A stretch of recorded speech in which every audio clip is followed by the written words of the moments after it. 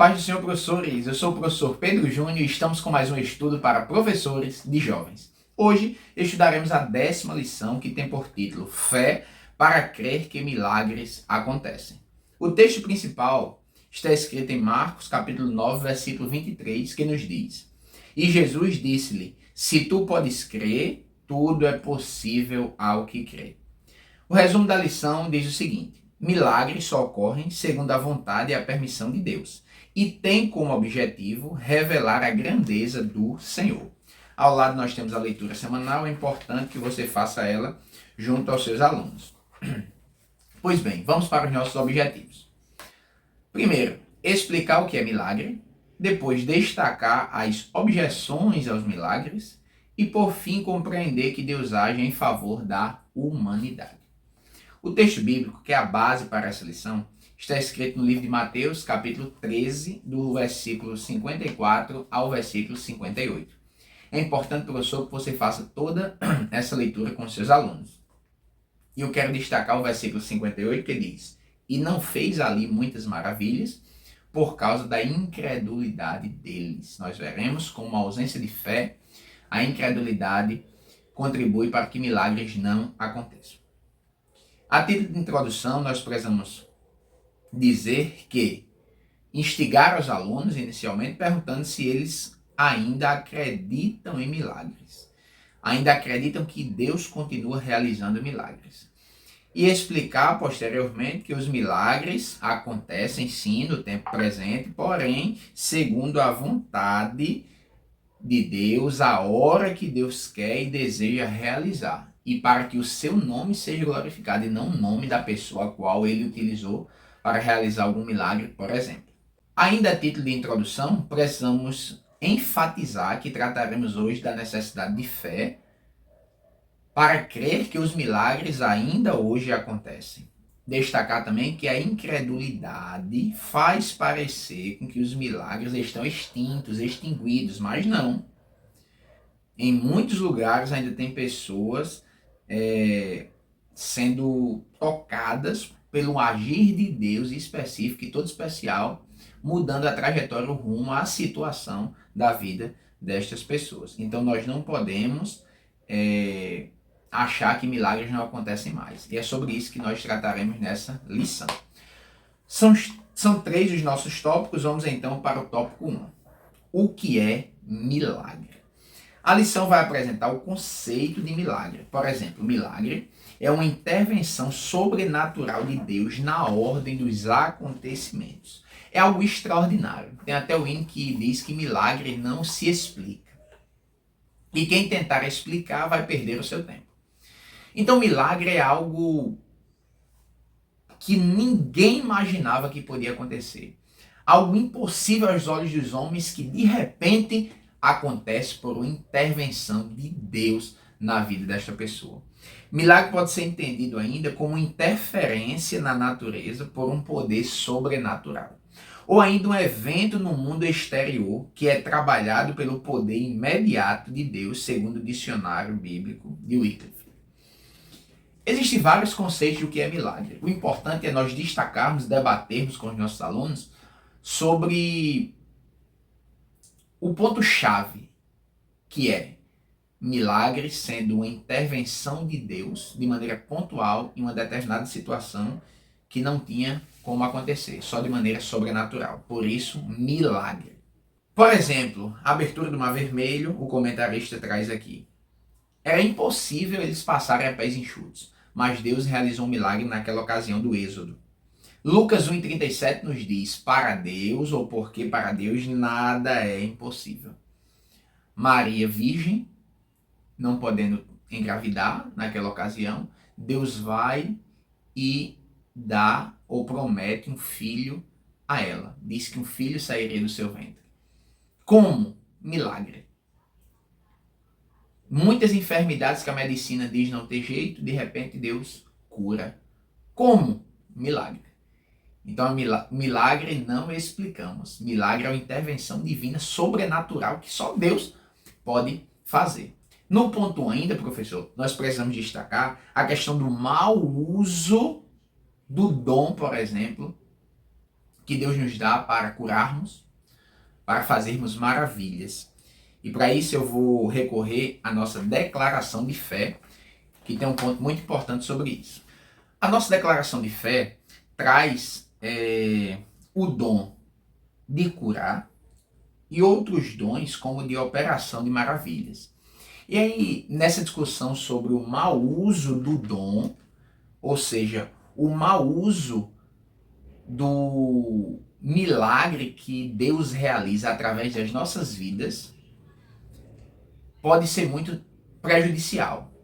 Porque tem pessoas que são usadas por Deus para realizarem maravilhas e ao realizarem, elas começam a se envaidecer, arrebatam a glória para si. E isso não pode acontecer. Então, nesse primeiro ponto, depois de tratarmos do conceito, nós precisamos falar sobre o mau uso e nessa ocasião eu trago a questão dos dons. Por exemplo, a autopromoção por causa dos dons. Quais dons são esses? Página 174 da nossa declaração de fé fala sobre o dom de curar. Diz assim: quanto aos dons de cura, são manifestações do poder do Espírito Santo que operam de maneira multiforme para a cura de doenças e enfermidades do corpo, da alma ou psicossomáticas, sempre concedidas pelo Espírito Santo a pessoas que irá ministrá-la, pois é Deus quem cura e somente a Ele pertence a glória. Interessante que nossa declaração de fé frisa isso. Deus usa pessoas, mas Deus é quem cura e só a Ele pertence a glória. E tem pessoas se utilizando desse dom para se autopromover. E ainda sobre o dom de maravilhas, ainda na parte 74, nossa declaração diz assim: a expressão operação de maravilhas está no plural, em grego, e significa obras poderosas ou de poder, o que sugere grande variedade de milagres. Então Deus pode operar milagres por meio de uma pessoa através dos dons.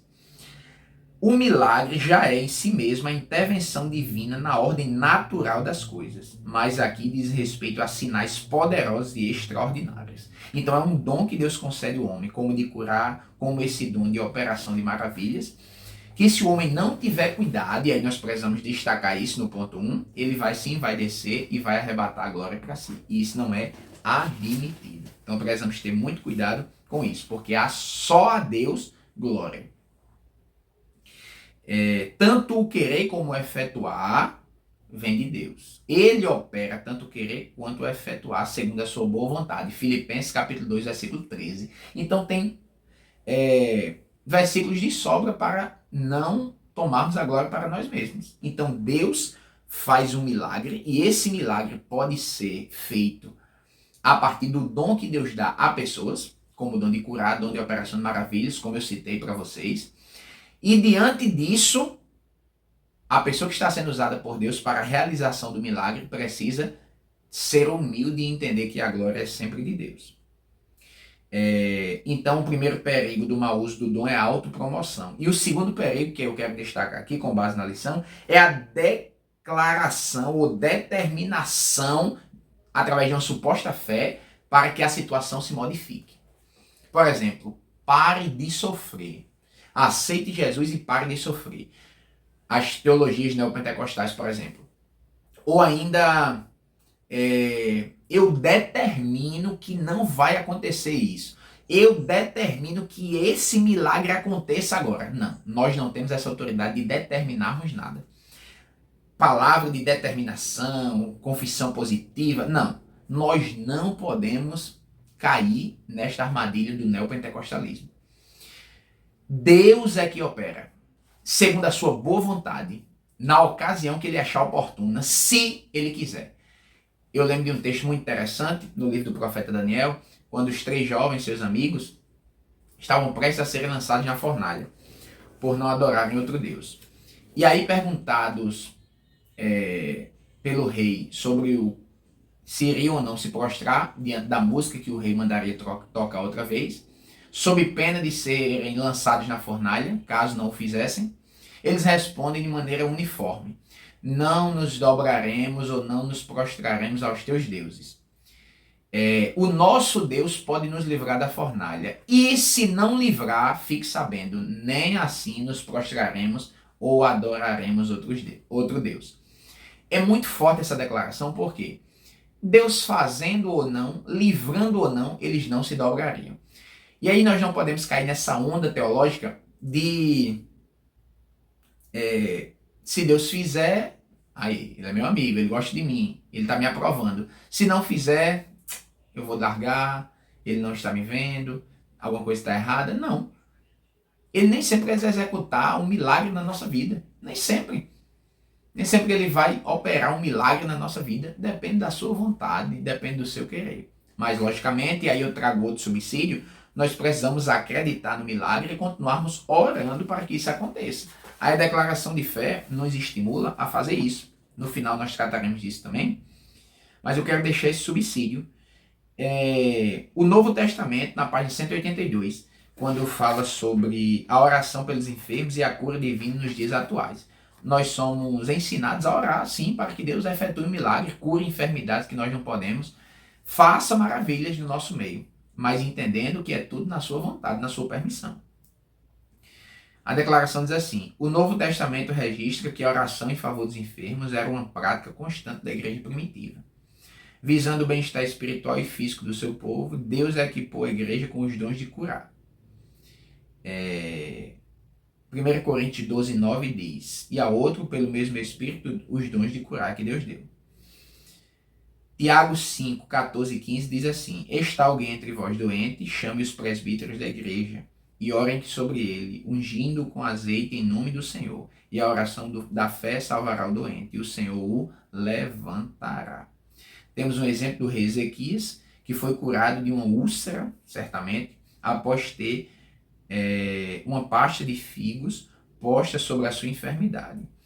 E disseram a Isaías: tome uma pasta de figos e a ponham como um emplasto sobre a chaga e sarará. Isaías 38 e 21. Então, Deus pode se utilizar de instrumentos para a realização de um milagre. Deus pode operar milagres sem precisar de nenhum instrumento.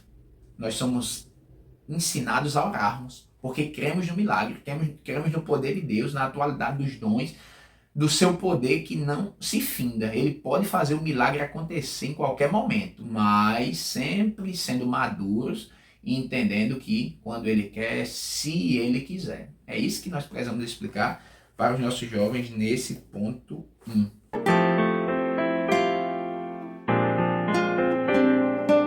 No ponto 2, querido professor, nós temos objeções aos milagres. Vários filósofos, teólogos e cientistas têm levantado objeções aos milagres, barreiras. Vejamos algumas. A lição trata de pelo menos duas barreiras principais, mas aí o comentarista divide em 3 pontos. Vejamos. Primeiro, Benedito de Spinoza. Foi um filósofo que em 1670, século XVII, publica um tratado teológico político argumentando a respeito da possibilidade da existência dos milagres. E aí ele usa 2 argumentos para falar sobre isso. Primeiro, os milagres atacam a ordem imutável da natureza. Ora, se Deus fez a natureza, estabeleceu uma ordem para ela, o milagre ataca essa ordem imutável da natureza. Então é questionável se o milagre pode acontecer ou não. A ideia dele, ou desse argumento, é de que nada acontece contrário à ordem da natureza, que é eterna e imutável. Deus estabelece a ordem natural das coisas e não pode vir um fenômeno sobrenatural, um milagre, modificar esta ordem. Agir diferente dessa ordem. Então, na visão dele, Deus não faz nada que seja contrário à lei da natureza. Ou seja, os milagres são impossíveis de acontecer. Errou feio. Porque Deus intervém sim na história. Como, por exemplo, na ocasião do Mar Vermelho, a abertura do mar. Deus intervém na história quando cura uma enfermidade que, no natural, mataria o homem. Aí Deus vem e intervém. Deus faz uma mulher sem ter nenhum relacionamento com o homem engravidar e dar à luz ao filho, o menino Jesus. A ordem natural é, você precisa conhecer um homem para poder engravidar, mas Maria não. Então, biblicamente falando, não tem nenhuma base este argumento. Então a gente vai discutir isso com os nossos jovens. O segundo argumento dele é que os milagres são insuficientes para provar a existência de Deus. Ele acreditava que uma prova da existência de Deus é justamente ele deixar a natureza totalmente organizada sem nenhum tipo de intervenção. É pela ordem imutável da natureza que sabemos que Deus existe. Tudo é tão perfeito e acontece de acordo com a ordem natural que aí é que vemos a existência de Deus. O milagre deturparia este poderio de Deus em manter as coisas no seu devido lugar. Errou de novo. É a mesma compreensão antiga. Deus pode intervir. Ele faz a natureza, estabelece uma lei, mas se ele quiser, ele intervém. Essa é a ideia. Ele erra, Spinoza erra muito aqui, porque isso potencializa, evidencia o poderio de Deus de criar e dizer a natureza foi eu que criei, eu quero agora fazer essa modificação. Afinal de contas, só eu posso, porque ele é Deus, capaz de fazer qualquer milagre. Glória a Jesus. Ainda nesse ponto, ele traz o argumento de David Hume. E aí a ideia aqui desse cético escocês do século XVIII partia do princípio de que é impossível identificar um milagre.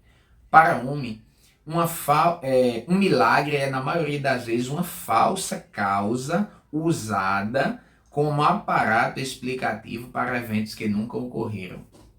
Em outras palavras, é uma mentira. Não existe milagre. É uma invenção, é um conto, é uma narrativa. O milagre para ele seria uma violação das leis da natureza. E ao escrever contra os milagres, ele achou que seu argumento seria algo mortal para a fé. Errou. Até hoje nós estamos aqui com a nossa fé vívida, inclusive estudando sobre a nossa fé. Preciso termos fé no nosso Deus. Então, milagre acontece sim. Você pode impulsionar os seus alunos a lembrarem de algum testemunho na vida deles ou de algum irmão ou irmã da congregação que Deus fez um milagre na vida. Esse é o momento para conversarmos sobre milagres, porque nada melhor do que a prática, a evidência para entendermos sim que Deus continua operando milagres e maravilhas no meio do seu povo. E por fim, o próprio racionalismo. Alguns teólogos tentam trazer a leitura bíblica para uma perspectiva racionalista. Eu só vou ler a Bíblia na ótica racionalista. O que fugir da razão, eu desconsidero na Bíblia. Não pode. Cometemos um erro gravíssimo. Tais teólogos tentam ajustar a sua leitura e interpretação do texto bíblico às demandas racionalistas do seu tempo. Um conhecido aqui é Rudolf Bultmann, que propôs uma leitura diferente do Novo Testamento. Segundo ele, sem nenhuma informação mítica, tais como a ressurreição corpórea de Cristo. Não tem como caber na racionalidade dessa ressurreição corpórea. Então, tira. Não. Toda a Bíblia é palavra de Deus. Tudo que está escrito é Deus falando com o seu povo. Então, nós não podemos selecionar trechos que queremos. E nós já vimos, a racionalidade é muito pequena para caber Deus e o que ele pode fazer. Então, a própria teologia é limitada. Nós precisamos discutir isso com os nossos alunos. Deus vai além do que nós podemos raciocinar. Então, é um equívoco tentar entender Deus no ponto de vista da racionalidade. Milagre foge disso. O milagre é para além do que a gente pode explicar. É Deus dizendo, eu vou fazer assim, mesmo tudo dizendo que não. A lei da natureza diz não, o que os homens entendem diz não, não pode acontecer, mas eu vou e faço agir. Glória a Jesus. Que maravilha. Glória a Deus. Prossigamos.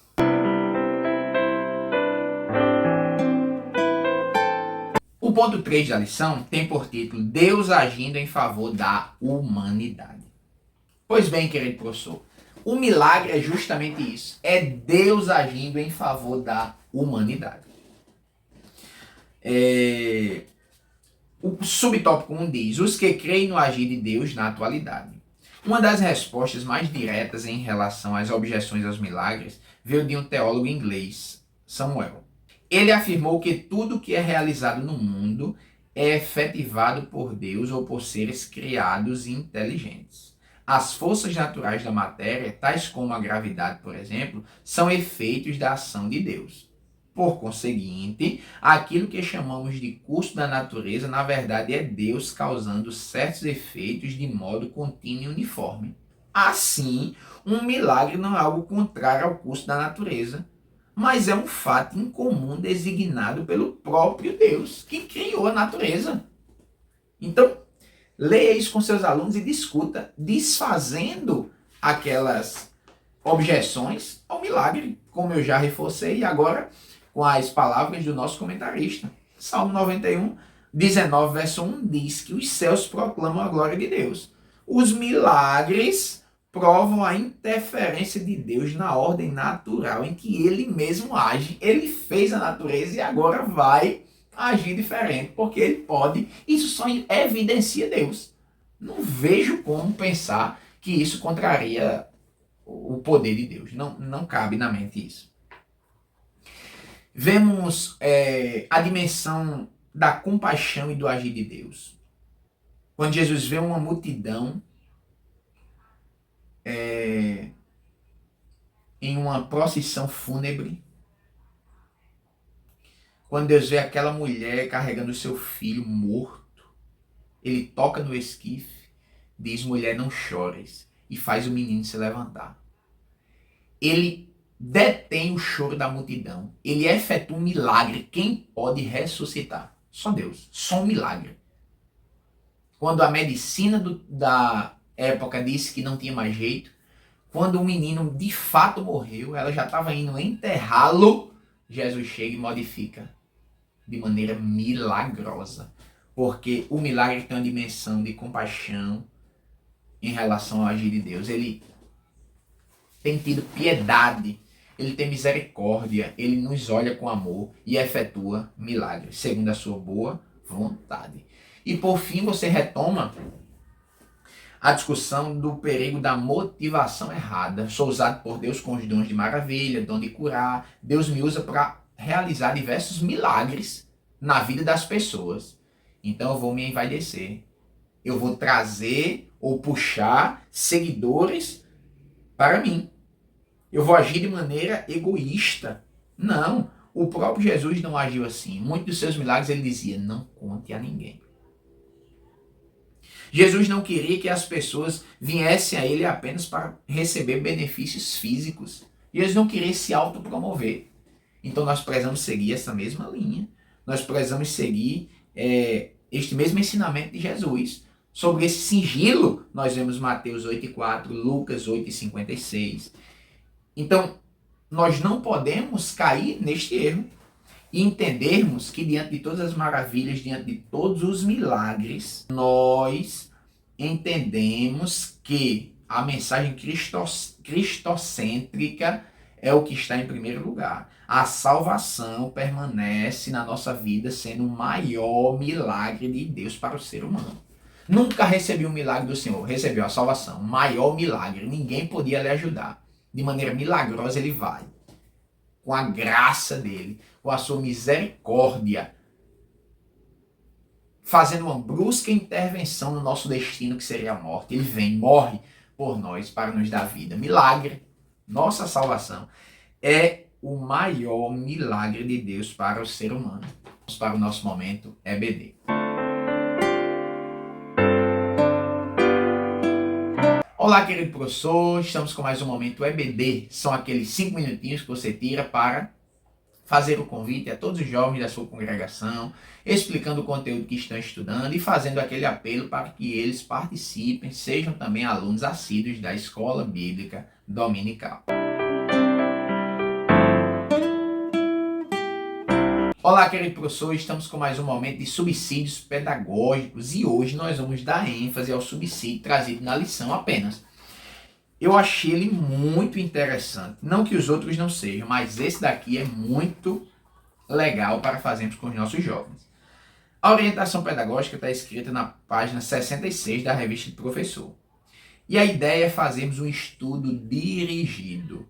Nós provocaremos os alunos com 3 perguntas motivacionais. A primeira é: o que é milagre? E eles responderão. Qual o maior milagre que uma pessoa pode receber? E qual o propósito dos milagres? Você pode acrescentar alguma pergunta caso queira. vai pedir para os alunos formarem grupos e aí eles vão escrever e responder as questões que você elencou. E no final você vai reunir os alunos novamente, formando apenas um grupo e pedir que cada grupo contribua com as suas respostas. Aí você faz aquele debate final e conclui de uma maneira bem interessante. Vamos ficar só com essa dica, a orientação pedagógica trazida na lição, porque ela demanda um pouquinho de tempo e eu acho que cumpre muito bem o papel pedagógico para essa lição. Querido professor, não deixe de curtir, compartilhar, deixar algum comentário. Nossas aulas vão ao ar toda semana. Não esqueça de estar juntinho conosco aqui, aprendendo um pouco mais com o Senhor. Até a próxima aula, que Deus abençoe e lhe dê um domingo cheio da sua presença, em nome de Jesus. A todos, a paz do Senhor.